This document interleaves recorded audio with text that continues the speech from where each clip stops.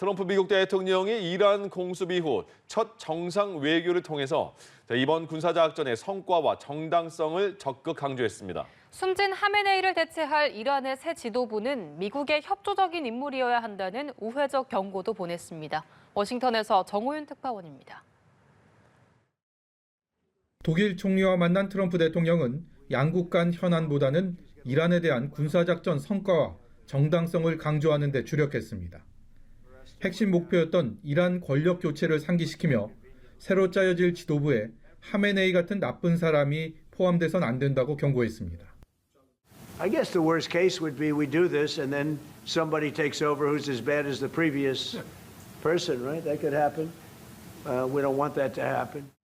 미국의 친화적인 온건한 새 지도부가 들어서야 한다는 것으로 앞서 트럼프 대통령은 베네수엘라식 모델을 염두하고 있음을 밝혔습니다. 트럼프 대통령은 이번 공격으로 이란 해군과 공군, 공중 탐지 능력까지 무력화됐다며 작전 성과를 내세웠습니다. 또 이란의 미사일 보유량은 급격히 줄어든 반면 미국의 탄약 비축량은 사상 최고라며 설령 장기전에 돌입한다 해도 문제가 없음을 과시했습니다.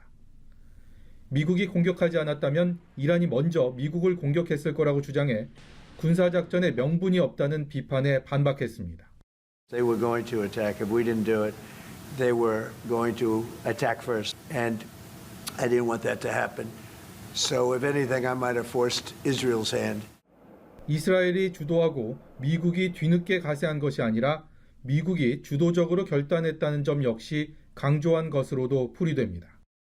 이란은 여전히 저항 의지를 밝히고 있지만 4주에서 5주 중장기전을 예고한 트럼프 대통령의 시선은 더 큰 공격과 힘을 통한 굴복에 맞춰져 있습니다.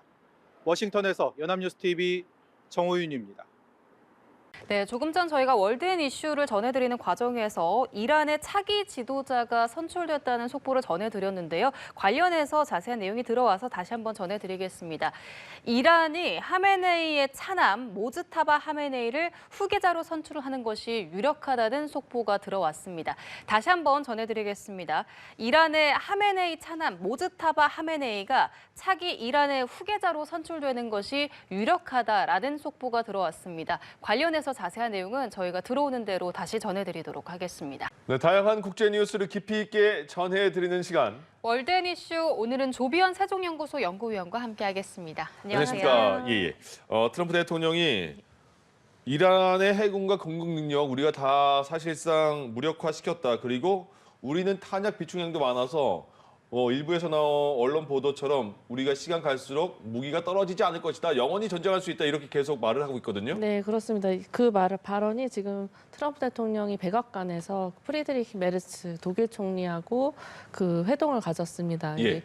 이란 공습 이후의 첫 정상외교 자리에서 지금 그런 발언들을 한 것인데요. 네. 사실 독일하고의 그런 현안들보다는 이란 공습에 대한 미국의 자신감 그리고 이런 의지 이런 것들을 굉장히 강조하는 그런 자리였습니다. 예. 사실 미국의 여론에서 장기전, 소모전 이런 것은 굉장히 민감한 사안입니다. 일시하죠. 어느 국가도 마찬가지겠지만 사실 미국의 경우에는 냉전에 베트남 전쟁이 있었고요. 2000년대에는 이제 중동 전쟁 이런 것들이 있었기 때문에 굉장히 민감할 수밖에 없고 예. 그래서 트럼프 대통령의 입장에서는 지금 자기가 한 이란 공습은 과거와 다르다. 미국은 더 잘하고 있다, 승리할 수 있다 이것을 강조하는 게 매우 중요하다 보니까 지금 그 메르츠 총리하고의 그런 자리에서 그런 영원히 전쟁할 수 있다라고 예. 그런 좀 과대한 부분까지도 발언하는 모습이 계속 보여지는 것 같습니다. 예. 그러니까 저희도 이 이스라엘이 이란 공격하고 네. 미국 이란 공격한 거에 대한 속보를 전해드릴 때 네. 처음에 예방적 타격을 했다 이런 말을 많이 썼거든요. 그렇습니다. 그렇게 보도가 많이 나왔어요. 네네. 그래서 트럼프 대통령도 계속해서 이란이 선제 공격하려고 해서 우리가 공격한 거다 이렇게 말을 하고 있는데 네. 근데 정보 당국은 그렇지 않다고 발표를 했단 말이죠. 네, 그렇습니다. 지금 트럼프 대통령이랑 행정부가 얘기하는 게 방금 말씀하신 선제 공격입니다. 예. 선제 공격은 임박한 위협이 징후가 있을 때 이것을 막기 위해서 먼저 치는 겁니다. 그래서 이게 선제 공격인데 지금 뭐 외신들의 내용들을 종합을 하면 그 선제 공격에 부합하는 그런 임박한 징후는 없었다라는 것이 나오고 있습니다. 예. ABC 같은 경우에서도 이 미국의 국토안보부의 그 보고서의 내용을 이렇게 따오면서 2035년까지 사실 그 이란이 미국의 본토까지 다다를 수 있는 그런 능력은 없다. 네. 다만 이제 뭐 디도스 공격 같이 사이버의 그 논키네틱 그 물리적이지 않은 공격 그런 것들은 가능한데 뭐 그 트럼프 대통령이 얘기하는 임박한 핵 위협 이런 것들은 없었다라는 내용들이 나오고 있고요. 예. 그리고 월스트리트 저널 같은 경우에도 이 이란이 그 트럼프 대통령은 그 이란이 핵을 거의 가졌고 이게 이제 미국에 대한 끔찍한 위협이다라고 하면서 이 공습 당시의 연설에 그렇게 내용을 얘기를 했었는데 예. 그 이란이 그 핵 물질은 뭐 농축을 했을지 몰라도 그런 핵폭탄 수준의 것은 접근을 하지 못했다라는 월스트리트 저널의 보도가 있었고요. 예. 그래서 BBC를 보니까 지금 이번 전쟁을 임박한 징후에 의해서 하는 선제 공격이 아니라 선택한 전쟁이었다라고 이렇게 표현을 하고 있습니다. 네. 그래서 저는 뭐 관련돼서 이제 그 트럼프 대통령이 뭐 명분 싸움에 계속 고민을 하겠지만 좀 가장 좀 어제 동안 가장 좀 깊이 있게 읽었던 글이 네. 그 미국의 싱크탱크 CNAS의 리차드 폰테인 그 CEO가 그 Foreign Affairs에 글을 썼습니다. 예. 근데 글의 내용이 미국의 파월 독트린의 종식이라는 글인데요. 뭐요? 이 그 컬린 파월 이 장군이 그 베트남 전쟁에도 참전을 했고 부시 대통령 때 W 부시 대통령 때 국무장관을 역임했던 사람입니다. 근데 예. 이 사람이 그 미국의 그 전쟁의 독트린 중에 이제 가장 강조했던 것이 그 전쟁은 미국의 그 최후의 수단이어야 한다. 그러니까 베트남 전쟁이나 이런 걸 겪으면서 앞으로 그 전쟁이라는 것은 그 국민의 지지가 기반으로 된 이런 최후의 수단이어야 된다라고 하는 것인데 예. 지금 미국이 생각했던 전쟁에 대한 이런 사고 자체가 지금 뭐 러우 전쟁, 베네수엘라 여러 가지 지금 국제 정세 변화를 거치면서 아예 생각이 바뀌었다라는 것이죠. 예. 그래서 지금 트럼프 대통령이 선제 공격을 얘기하는 게 명분이 없어 보일 수는 있으나 어쨌든 이 패러다임 자체가 변화하고 있다라는 흐름에서 좀 봐야 되지 않을까 생각이 됩니다. 예. 네. 그러면 이제 하메네이가 사망한 이후에 이란의 예. 차기 지도부가 누가 될지에 따라서 좀 앞으로 이 전쟁의 향방이 달라질 텐데 네. 트럼프 대통령은 이란의 새 지도부로 온건파가 들어오길 기대한다고 밝혔는데요. 네. 그럼 만약에 정말로 온건파 지도부가 들어오게 되면 네. 그때는 전쟁이 끝날 수 있을 거라고 보시는지 어떻게 보십니까? 아, 네. 뭐 사실 트럼프 대통령이 말하는 거 보면 그 발언한 내용을 보면은 그 자기가 생각해도 후보군은 이미 다 죽었다. 뭐 그리고 뭐 온건파가 들어오면 좋겠다. 그런데 뭐 그 미국의 지금 망명 중인 마지막 왕세자에 대한 그 질문을 했더니 기자의 질문에 대해서는 뭐 생각해보지 않았다. 그리고 또 베네수엘라 모델을 언급했습니다. 예. 베네수엘라 모델은 결국 그 정권 내부에서의 이렇게 그 선출을 되는 것을 의미하기 때문에 사실 온건파라든지 그런 아예 그 정권을 바꾸라는 그 트럼프 대통령이 초기 이란 시민들한테 얘기했던 그런 내용하고 조금 상충되는 그런 내용입니다. 그런데 지금 그 이란의 최고 지도자라는 것은 그 전문가 회의를 통해 선출이 되고 있습니다. 예. 그 88명의 그 시아파로 구성된 거기에서 선출이 되는 것인데 지금 하메네이가 사망했기 때문에 이제 후계자를 선출해야 됩니다. 근데 이게 최근까지만 해도 이 전문가 회의를 이스라엘이 또 추가로 공격할 수도 있고 해서 예. 이렇게 지연될 수 있다라고 얘기가 있었는데 제가 지금 들어오기 전에 그 뉴스를 확인했는데 네. 후계자로 그 차남 하메네이의 차남이 모르타바가 가장 유력했는데 선출이 되었다고 합니다. 그래요? 현지 시간 3일로 선출이 되었습니다. 석보네요. 그런 것 같습니다. 제가 예. 조금 전에 확인을 하고 들어왔는데요. 그래서 지금 일단 선출이 됐습니다. 예. 그래서 지금 이 부분이 앞으로 그 정세에 어떻게 영향을 미칠지는 두고 봐야 될 것 같습니다. 예. 그러니까 88인이 모여서 최고 지도자 하메네이 이후에 차기 지도자를 그렇습니다. 선택했다 이건 거네요. 그렇습니다. 결정했다. 네네. 이게 지연될 수 있겠다라는 보도가 있었는데 예. 그 3일 현지 시간 선출해서 내정을 했다라고 예. 합니다. 그러면 어쨌든 지금 바로 뭐 트럼프 대통령의 생각과는 다르게 다른 인물이 선출이 된 조금 거잖아요. 다른 인물이죠. 근데 또 베네수엘라 모델을 언급했기 때문에 예. 뭐 이렇게 하메네이 차남이라고 해서 아예 대화를 안 하겠다라는 것은 아니지 않을까라고 추정을 해봅니다. 그렇군. 예. 예, 알겠습니다. 한편 이번에 미국의 전략 전술도 좀 주목을 받고 있습니다. 네. 이번 작전 핵심이 이란의 눈과 귀를 무력화하는 거였다고 하는데 이전에 마두로 대통령을 축출할 때 그때 사용했던 인공지능 AI를 좀 이번에도 적극적으로 활용을 했다고요. 네, 그렇습니다. 사실 이 부분도 굉장히 어제 열심히 많이 들여다봤습니다. 맞아요. 이 댄 케인 합참의장이 2일에 이제 이번 이란 작전 장대한 분노 이거에 대해서 이제 브리핑을 해서 예. 말씀하신 그런 여러 가지 그 자세한 내용들을 좀 들여다볼 수 있었는데요. 네.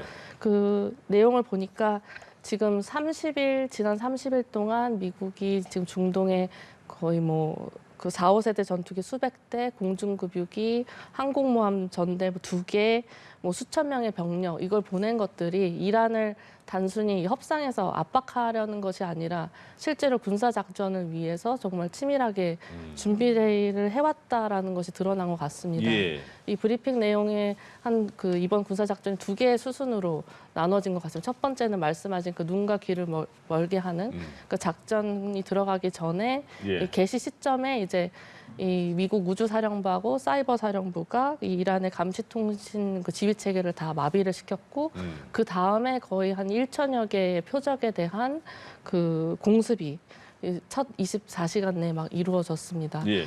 그래서 그 말씀하신 인공지능과 AI에 관련돼서는 예. 사실 이 모든 과정을 준비하는데 사용은 된 것 같습니다. 다만 이제 미국이 공식적으로 이를 확인한 것은 아니고 이제 외신들의 보도가 나오고 있는 사안인데요. 네. 그 내용들을 조합을 하면 지금 미국의 스타트업이 엔트로픽의 AI 모델인 클로드를 활용해서 예. 지금 이란 수뇌부의 동선을 미리 파악하고 그리고 사전에 시뮬레이션 같은 것을 해서 여길 타격했을 때 뭐 비용 평가, 위험 평가 이런 것도 하고 예. 그리고 실시간 공습할 때도 이제 영상이나 이런 정보들 취합해서 그 타겟을 선정해서 타격하는 그런 절차까지 이루어졌다라는 이제 추정되는 보도들이 나오고 있습니다. 예. 네. 이 AI 외에도 이번 공습에 이제 동원된 무기들에도 관심을 모으고 있는데 네. 특히나 이 침묵의 암살자라고 불리는 B2 스텔스 폭격기에 좀 눈길을 사로잡고 있는데요. 네. 이게 어떤 위력을 가진 무기인가요? 네, 사실 한국에서는 많이 잘 알려졌을 것 같습니다. 이 B2가 이제 공중급유만 되면 사실 전 세계에 논스톱으로 어디든지 갈 수 네. 있는 미국의 그 초음속 전략 폭격기입니다. 예. 이 사실 대당 가격이 저 화면에 나오고 있는 3조 원에 달합니다. 그래서 멋있게 생겼어요. 그렇습니다. 모습이. 군용기 중에는 가장 비싼 군용기로 알려져 있고요. 예. 그리고 이 B2가 정말 그 위력이나 이런 측면에서 위협적인 이유가 2가지입니다. 첫 번째는 이렇게 적게 그 본토까지 그 은밀하게 스텔스로 들어갈 수 있다라는 부분이고요. 두 번째가 폭장량입니다. 되게 그 세모 모양으로 되게 얇게 지금 화면에서는 좀 그렇게 보여도 네네. 이게 가장 그 핵무기가 아니지만 가장 위력이 강한 그 벙커버스터 GBU 57 같은 경우 이게 13톤이 됩니다. 이 초대형 무게가. 네, 초대형 폭탄이고 예. 그 길이도 6.2m. 그래서 엄청 긴데 이거를 운반할 수 있는 유일한 또 전폭기가 B2입니다. 그래서 이 지난 이란의 그 핵시설 공습하는 예. 그 미드나잇 해머 작전 때도 B2가 들어가서 지금 이란의 그 지하 시설 콘크리트 벽을 뚫고 들어가야 하기 때문에 핵무기를 사용하지 않는 이상 여기를 뚫고 들어가려면 B2가 그 정도 그 초대형 그런 사이즈를 들고 가서 또 투하를 해야 됩니다. 예. 그래서 이게 지금 이번 작전 그 장대한 분노 작전에서도 처음 그 작전 개시한 직후에 본토에서 이제 37시간 왕복 비행을 하면서 이 정밀 관통탄을 이제 투하했다라고 보도가 되었습니다. 그러니까 위력이 큰 전투기는 다 저렇게 침묵의 암살자 이런 별명들이 다 붙어 그렇습니다. 있어요. 네. 예. 근데 이란은 이번에 영상을 통해서 공개한 게 지하에 뭐 무인 드론 같은 드론도 굉장히 수백 대를 일부러 노출을 시켰잖아요. 네. 공개적으로 그렇습니다. 세계에. 네. 그리고 미국은 이란이 그냥 드론을 먼저 띄워버리면 미국은 그거를 요격하는데 그 요격하는 미사일은 비용이 되게 크고 그렇습니다. 이란 드론은 비용이 되게 적다면서요. 그래서 네. 그걸 계속 이란이 노리고 있는 상황인 거예요? 네, 그렇습니다. 지금 이란이 말씀하신 이 비용의 비대칭 문제를 완전히 파고들려고 하는 것 같습니다. 예. 그래서 지금 이란이 지금 군사 작전으로 사용하고 있는 게 그 일회용성인 샤헤드 그 자폭 드론이랑 그리고 소형 순항 미사일입니다. 요게 그 샤헤드 같은 경우에는 그 하나당 거의 2만 불, 3천만 원 정도의 그 대당 가격인데 이걸 요격하기 위한 미국의 패트리어트의 요격 미사일은 지금 그 400만 달러, 60억 원, 거의 200배가 차이가 나는 규모입니다. 이란이 3천만 원짜리 공격을 하려고 하면 미국은 거의 뭐 60억? 200배가 들어가는 수준의 그 엄청난 그 차이가 날 수밖에 예. 없는 겁니다. 장기화를 하면 그 이란의 입장에서는 이란의 셈법은 일단 미국하고 이스라엘의 방공망을 일단 소진시키고 그 다음에 이걸 소모전으로 가져가면 그 중간 선거를 앞두고 있는 트럼프나 지금 정세 걸프 그 국가들 전체가 정세가 불안정해지고 있는데 이런 전쟁에 대한 부담을 트럼프 행정부에 부과해서 결국 전쟁을 종식하게 하는 그런 셈법인 것 같습니다. 다만 저는 이제 이란이 좀 위험한 승부수라고도 생각이 됩니다. 왜냐하면 그 트럼프 대통령이 정말 그렇다라고 판단했을 때 소진을 그냥 가만히 보고 있을 것 같지는 않다라고 생각이 됩니다. 왜냐하면 지금 이란은 그 핵시설은 있었지만 그 핵폭탄 같은 것은 없다라고 지금 판단이 나오고 있고 미국은 핵을 가진 이미 미국하고 이란의 그 비대칭적인 구조가 있기 때문에 미국이 마음만 먹으면 대규모 군사작전을 다시 해서라도 이런 소모전 자체를 없앨 수도 있다. 그리고 트럼프 대통령이 계속 얘기하는 더 큰 파도가 온다라는 내용들이 이런 그 메시지를 보내려고 하는 것 같습니다. 그러니까 이런 식으로 자극을 줄 필요 없다 미국을. 그렇습니다. 그러면 소모전에도 자신이 있다. 근데 이란이 그 주변 중동 지역의 미군 기지도 공격을 했었는데 지금은 걸프 지역, 걸프 국가들에 대한 뭐 정유 시설도 공격하고 공항도 공격하고 막 이러잖아요. 이거는 왜 그런 걸까요? 네, 마찬가지로 그 비용 부과인 것 같습니다. 트럼프 대통령이 치르는 전쟁을 비싸게 만드는 것이죠. 그래서 주변 그 걸프 국가들한테 공격하는 것이 결국에는 지금 이란 혁명 수비대가 맡고 있는 호르무즈 해역 같은 경우는 세계 원유의 20%가 흐르기 때문에 그 세계 그 에너지 가격에 영향을 미칠 수밖에 없습니다. 그래서 지금 실제로 그 이란 이슬람 혁명 수비대의 그 아브라임 자바리 장군이 직접 뭐라고 말을 했냐면 이 단 한 방울의 석유도 수출되지 못하게 하겠다라고 하면서 국제 유가를 배럴당 200달러까지 치솟게 만들겠다라고 했습니다. 그래서 이 트럼프 대통령 입장에서는 국제 유가가 오르게 되면 석유 가격이 오르고 석유 가격이 오르면 당연히 인플레이션이 되기 때문에 이 민생, 경제, 중간 선거를 앞두고 이것에 민감할 수밖에 없어서 이것을 이제 이란이 공략을 하는 것인데 조금 전에 말씀드린 대로 이런 부분들을 트럼프 대통령이 그냥 보고 있을지는 왜냐하면 이미 트루스 소셜을 통해서 트럼프 대통령이 뭐 지금 호르무즈 해협을 통과할 수 있도록 필요시에 그 미국이 군사 작전을 통해서 이게 호송을 하겠다. 그리고 뭐 이게 보험이나 이런 조치들을 합리적인 가격에 할 수 있도록 하겠다라고 해서 이 문제를 포기한다기보다는 해결하려는 그런 의지를 보이고 있습니다. 또 하메네이 사망으로 이스라엘의 정보력도 좀 주목을 받고 있습니다. 몇 년 전부터 이란 수도 테헤란에 설치된 교통 카메라를 해킹해서 영상 정보를 입수했다고 하는데 그럼 지금 이 상황을 봤을 때 이스라엘의 정보력이 현재 어느 정도 수준이라고 볼 수 있을까요? 저도 이번 내용 보면서 정말 좀 놀랐습니다. 무서울 정도예요. 이게 이제 이번 작전만이 아니라 수년간 축적된 자료라는 게 알려졌고요. 그 이스라엘의 그 잘 알려진 유명한 군 정보기관이 8,200부대입니다. 이게 미국의 그 국가안보국 NSA하고 비슷한 그런 역할을 하고 부대원이 수천 명인데요. 이 8,200부대가 이스라엘군 내에서는 이 단일 부대로는 가장 그 규모가 큰 것으로 제가 알고 있습니다. 그만큼 이제 정보에 많은 그 노력을 하고 있고 이 8,200부대하고 또 정보기관 모사드가 이번에 그 작전 위에서 정말 수십억 개의 정보를 모았다라고 합니다.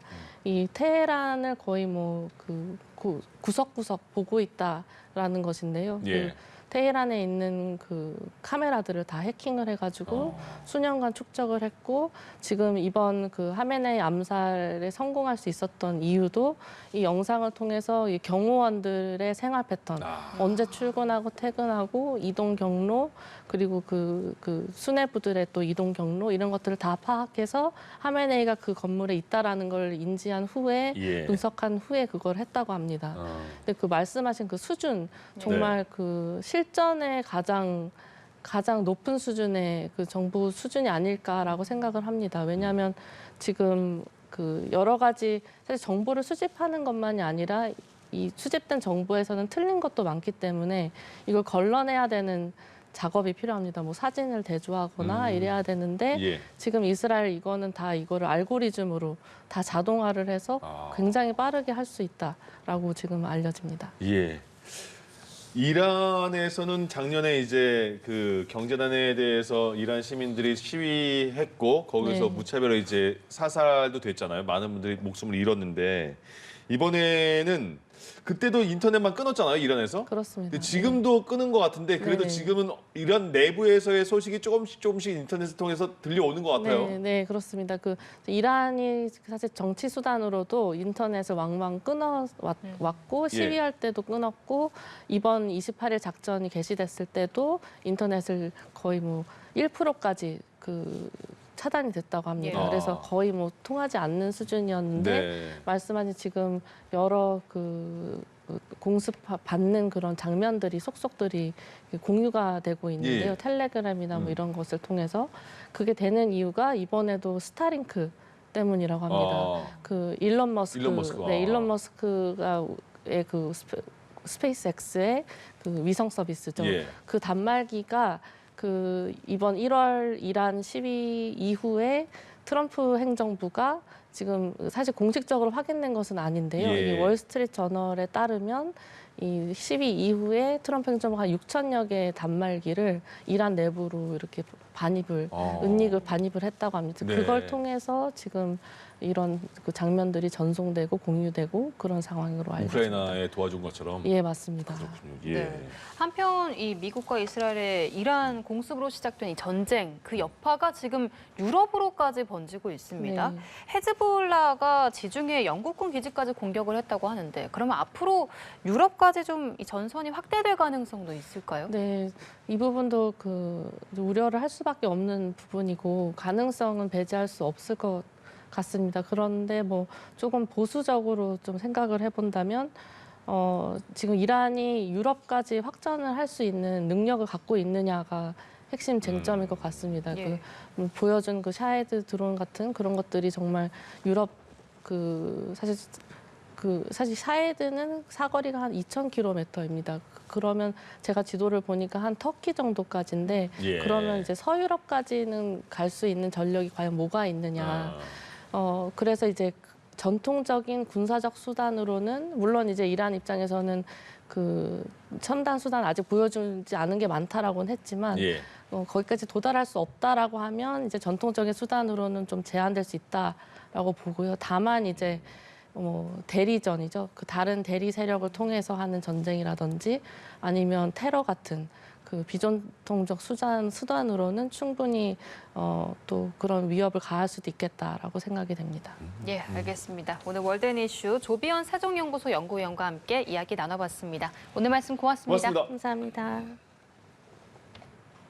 이란의 심장부를 타격한 이번 작전 이면에는 트럼프 미국 대통령의 소름 돋는 연막 작전이 있었습니다. 네, 공격을 승인한 후 춤을 추고 햄버거 가게를 깜짝 방문하며 전 세계를 속인 기만 전술, 강은나래 기자가 되짚어봤습니다. 미국 동부 시간 지난달 27일 오후 3시 38분. 텍사스로 향하던 전용기 안에서 트럼프는 이란 공격 작전을 전격 승인했습니다. 기자들이 이란 공격 결정 여부를 묻자 태연하게 고개를 저은 게 불과 몇 시간 전이었습니다. Well, we haven't made a final decision. We're not exactly happy with the way they negotiated. 비행기 안에서 중단은 없다며 공격 명령을 하달한 후 텍사스에 도착해서도 트럼프의 연기는 계속됐습니다. 수백 명의 군중 앞에서 여전히 고심에 빠진 통수권자의 모습을 연출했습니다. Got a lot of things going on. Now we have a big decision to make. You know that. Not easy. Not easy. We have a very big decision to make. 연설 뒤에는 유세곡에 맞춰 춤을 추고 햄버거 가게를 찾는 등 전쟁 직전이라곤 믿기 힘든 여유를 보였습니다.